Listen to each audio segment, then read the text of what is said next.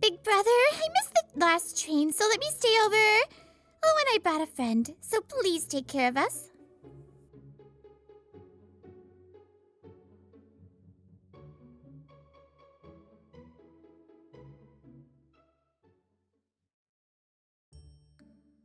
Our company, Misono Systems, has a bit of an idle employee. Her name is Natsumi Misono from the Information Systems Division. As you might guess from her surname, she's the daughter of the company president, and she joined as a new hire this year. Natsumi's great, isn't she? Even though she's the president's daughter, she never acts stuck up, and whenever there's trouble, she comes running. Well, unlike the sales division, development has a lot of people who are good with computers, so we don't call her that often. Maybe I should just forget my password right now so I can call her over. Oh, come on. Senpai, that's creepy, you know. Wait, me too? I'm Toshiyuki Okoshi, 25 years old. Just a programmer who jokes around with colleagues like Kosaka and juniors like Tatalin. Well, Natsumi hardly ever works directly with development, so she really belongs to a world that has nothing to do with me. Or so I thought, until I saw her running again, probably off to solve some trouble. She's also 22, but so different from my clumsy, hopeless little sister. One night, I was woken by an aggressive midnight doorbell, and there she was, my sister. Big brother, I missed the last train, so let me stay over. Oh, and I brought a friend, so please take care of us. My apartment's just a one-room, though. I'll sleep on the couch, so it's fine. Of course you'll sleep on the floor. No, I couldn't possibly trouble you like that. But the moment I saw the friend peeking out from behind my sister, my drowsiness was blown straight into outer space. Wait, no way, Natsumi? Huh? I work at Misono Systems. What? Come on, you two. Don't be so noisy at the door this late. You'll bother the neighbors. Get inside, hurry! Before I knew it, Minori had slipped in and pulled us along, closing the door. Wow, so the company my brother works for is your family's business, Natsumi? That means Big Brother works in development, right? He should help you out with that corporate espionage thing. Hey, Minori. Corporate espionage? Yeah, apparently someone found a hidden camera in the development division's shelves. Given the transmission range, the suspicion is there's a spy inside the company. Wait, that's serious. Isn't that the kind of thing I shouldn't even be hearing? Yes, it's under investigation, so technically it's supposed to be kept secret from employees. Oh, really? Oops, sorry. Sheesh. What am I going to do with you? Toshiyuki, I'm sorry. Could you please keep this a secret? Yeah, I'll pretend I never heard it. Thank you. The next morning, I woke to the wonderful smell of miso soup drifting from the kitchen. Good morning, Toshiyuki. Natsumi, what are you doing? As thanks for letting me stay, I thought I'd make breakfast. I asked Minori what ingredients I could use and chose from that. I don't mind you using anything, but... Did I even have miso here? You didn't. Then what's that? Miso soup. Huh? How? Through effort, ingenuity, and the wisdom of our predecessors. Wow, if the guys at the office knew I got to drink Natsumi's miso soup, they'd be insanely jealous. It's just a substitute made with hinako and soy sauce, though. Still, even though you're the president's daughter and work in information systems, I thought you'd be more of a hardcore tech type. I didn't expect you to cook too, especially something so inventive. Natsumi's substitute dishes are amazing! She can even make coffee from dandelions! That's actually a wartime survival technique, born from shortages. Father wanted me in information systems so I could oversee the company more broadly, but every day is still a learning experience. People in InfoSys tend to be hardcore techies, like hackers.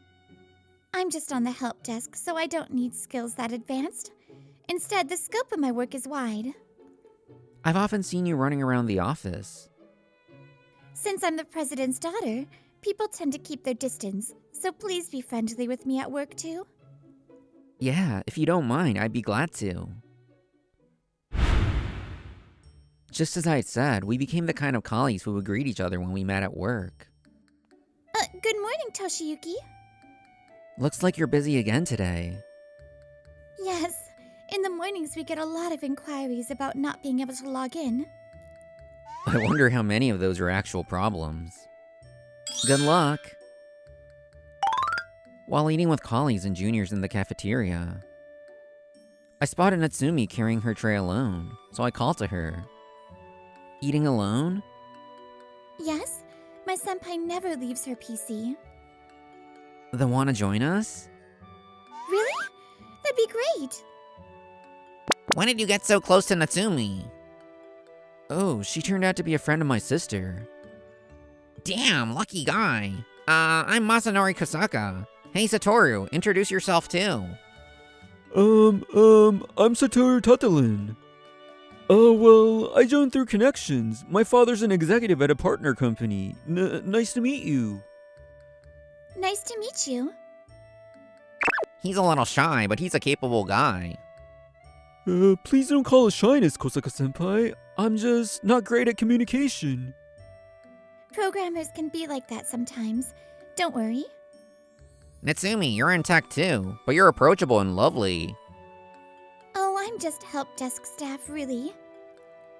Meanwhile, Kosaka-senpai, you're way too pushy. Your ulterior motives are showing right through. Come to think of it, Toshiyuki, listen to this. There's someone who's forgotten their login password 3 days in a row. Haha, that's a problem. Why? Satoru stared hard at me. Why does someone like you, Okoshi-senpai, look so close with Natsumi? At the time, I had no idea that Satoru was harboring such strong jealousy toward me. One day, as I stood up from my desk to attend a meeting, Natsumi happened to pass by on her usual rounds. She suddenly glanced at my PC. No, Toshiyuki, if you're leaving your seat, you have to log out. Ah, right. I hurriedly operated my PC. Okay, saved everything and logged out. There. It was obvious you don't usually do that. Well, it was just for a short time. That kind of carelessness creates security risks. She held up her finger and wagged it like a proper IT staff member. Yes. I nodded and we both laughed. Then our section chief, Miss Kikuyama, walked up, looking slightly concerned. Okoshi, sorry before your meeting, but the bug fix due this weekend still looks untouched. Are you sure you're okay? If your workload is too much, I can help. For a moment I couldn't recall, but then it came to me. What? That one's already finished. The progress sheet still shows it as not started. Unusual mistake for you? That's strange. I couldn't check the progress sheet right away since my PC was logged out. Well, if it's done, fine. Just fix the progress sheet later. Got it. Miss Kikuyama walked away. All right, I'll be off. She gave a little bow. Yeah, I better hurry to my meeting too. After glancing between Natsumi walking one way and me another, Satoru sat back at his desk, chuckling to himself. Looking back, maybe it started here. But at the time, I hadn't noticed a thing. The next day, I was called over to Miss Kikuyama's desk. She spoke while still seated. Okoshi, about that fix you said was done, I tested it a bit. Yes? Looks like the bug's still there. What? That can't be. Maybe just a mistake? Could you double check it later? I returned to my desk, confused, and started working immediately. When I checked the file, the unfixed version had been committed to the version control system. Version control is meant to save files that are continually updated. That's odd. Did I mess up? I muttered as I made the fix. Did I forget to commit? Or maybe committed the wrong file? But the small mistakes kept happening. From mislabeling the progress sheet to bigger ones like missing documents from the shared folder. You've been making a lot of mistakes lately. Are you okay? Sorry, it's just something strange is going on. Hearing my exchange with Miss Kikuyama, Satoru smirked darkly. That's what you get for getting chummy with the president's daughter. Still, Miss Kikuyama looked puzzled, but gave a warning anyway. This isn't like the usually meticulous you. But in any case, be careful. Small problems, if repeated, can turn into a major issue. Yes, I'm sorry. I agreed, though I was confused. I hadn't even made this many mistakes when I was brand new. I grew more cautious than ever, but the mistakes didn't stop. The reason became clear when I found a strange edit in the specifications for my assigned module. What's this? An entire necessary line is missing. The result was a failed test, and at the morning meeting I was blamed. But my copy of the spec still had the line intact. Could it be someone altered the shared folder specs? Still, it might be an accident. Someone could have messed up.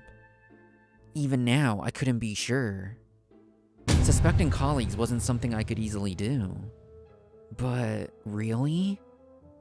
Doubt swirled, eating at my mind. For about a week, the stress gnawed at me. One afternoon, I was summoned to a meeting room along with my junior Satoru. What's this about? Probably my mistakes, but why are you called too? Haha, who knows? He laughed weakly, pale-faced. Even so, I wasn't that clueless. I already knew someone was sabotaging me. But was it really Satoru? I couldn't think of any reason he'd resent me. When I entered the meeting room, not only Miss Kikuyama was there, but also Natsumi. Both had serious faces. These mistakes are too suspicious. I asked Infosys to investigate. Natsumi, explain. She bowed lightly before speaking. Yes, we checked the asks. The one who changed the progress sheet to not started was you, Satoru. Maybe I was even more shocked than Satoru himself, confronted with undeniable evidence. No, that's not it. Senpai Okoshi asked me to update his progress for him. No, I didn't. You did ask me. I flinched. This guy, could he even yell like that? Maybe I accidentally set it to not start it by mistake. In contrast to me being cowed by his force, Natsumi went on matter-of-factly. We also checked the version control history. The commit that erased Mr. Okoshi's fix, it does come from his PC. See? So I'm not involved after all. But that's the strange part. We confirmed with Section Chief Kikuyama. At that time, Mr. Okoshi was in a meeting and couldn't have touched his PC. So that means someone committed from my PC? That's what it implies. Mr. Okoshi, you left your seat while still logged in again, didn't you? No, that's... Please make sure you log out whenever you leave your seat, even just for a quick meeting or lunch. I know very few people actually stick to it, but still. Sorry, I'll be strict about it from now on. Back to who touched Mr. Okoshi's PC. Everyone's gaze naturally converged on Tatebayashi.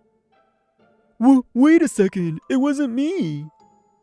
He jerked in panic and started making excuses. I mean, it's not like I'd ever use a rule-breaking command. A rule-breaking command? Mr. Tatebayashi, how do you know a force commit was used? All we said was it was committed. That's... Huh? So it was a force commit? A force commit is a command that ignores diffs and timestamps and forcibly overwrites a file. Naturally, it's taboo in multi-person development and banned by company policy. You've trapped yourself, Tatabayashi. So much for was asked or meant well. Given you used a banned command, we can only conclude malicious intent. I'm sorry. It was a momentary lapse. He must have realized he was cornered. He abruptly changed course and bowed his head. I was jealous, seeing Senpai Okoshi getting along so well with Miss Misono.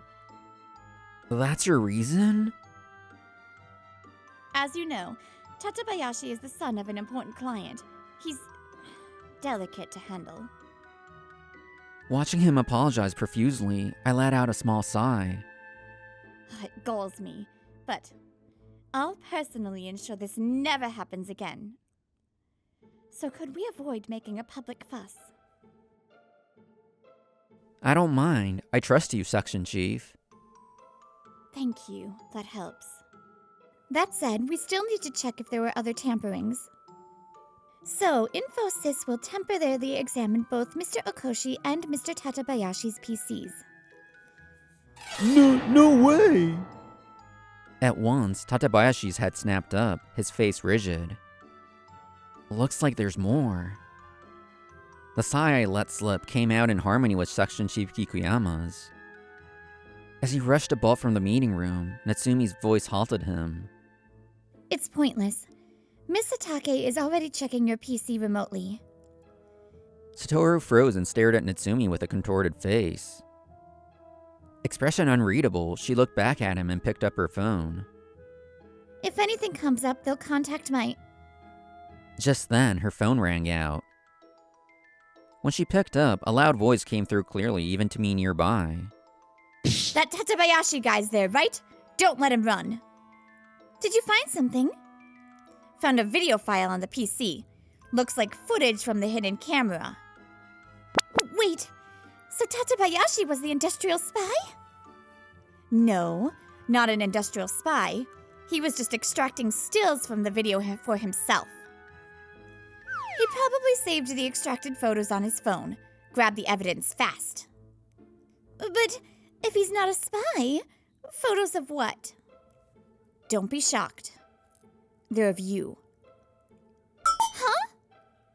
Natsumi was stunned by the unexpected line. He's your stalker. He must have heard the voice just like I did. Satoru sprang for the exit again. On reflex, I ran and braced the door first. Move! If I tell my dad, a nobody like you, Senpai Okoshi. I could forgive the harassment against me, if I really had to. But this is different. Secretly filming Miss Misono is unforgivable. Mr. Okoshi? No, I'm not a stalker. This is pure love. I was gonna tell her my feelings directly someday. No, the one worthy of the president's daughter is someone of good family, like me. So we were bound to be drawn together naturally. But then Senpai Okoshi barged between us and ruined everything. Miss Misono, you think so too, don't you? You can feel my feelings, can't you? Hey, Natsu! Stop it! You're scaring her!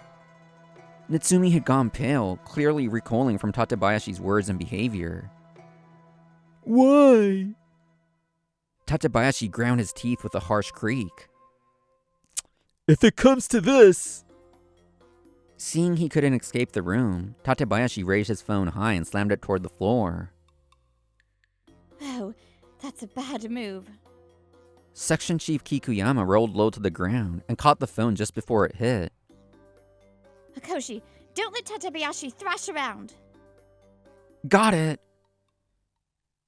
Even as I answered, Tatabayashi had already lost his will to fight and collapsed. Damn it, it's over! But was this okay, Section Chief? Didn't it end up making a bigger scene? There's a world of difference between petty harassment and stalking the president's daughter. This'll be a police matter. The president will act too. Just as he said, the matter was shared with the president at once, and the police were called. The phone was handed to them and analyzed. Inside were hundreds of photos of Miss Misono. In the end, Tatebayashi was summarily dismissed. Connections meant nothing before a furious president. What's more, the president pressed the client company, who could only grovel in apology. Fortunately, the relationship between companies was barely preserved. Damn it, it was just pure love. Charged under the anti-stalking law, Tatebayashi now faced prison or a fine. Rumor had it he'd even been disowned and left with nowhere to go. Meanwhile, for me, having lunch with Miss Misono had become routine. Thank you for the other day. No, I didn't really do anything. Section Chief Kikuyama's the one who caught the phone. It made me happy. You got angry for my sake. Of course, Miss Misono. Mr. Okoshi. Well, that was a treat in every sense. I'll get back to the code review. Yeah. Maybe out of consideration, Kosaka left first. Mr. Okoshi, may I repay you by cooking for you sometime? Really? I'd love that. Then I'll come over this weekend. Sorry, I told Minori and she insisted on tagging along. Of course I did. I'm basically the Cupid here. No way you're leaving me out. Cupid? But we're not really like that. We're not? I mean, maybe we are? See? Good thing I came. Brother, you're too dense unless you say it clearly. Yeah. Thanks, Minori. But is it really okay? Someone like me? That modesty is what I love too, Mr. Okoshi. It seemed my strange bond with the president's daughter was still far from over. Jealousy blinds and ruins, but the right kind of love can only enrich a life. Ooh, Brittany here with a corporate espionage episode. I love me some spy action going on. Anyways, I hope you enjoyed this episode and I will see you next time.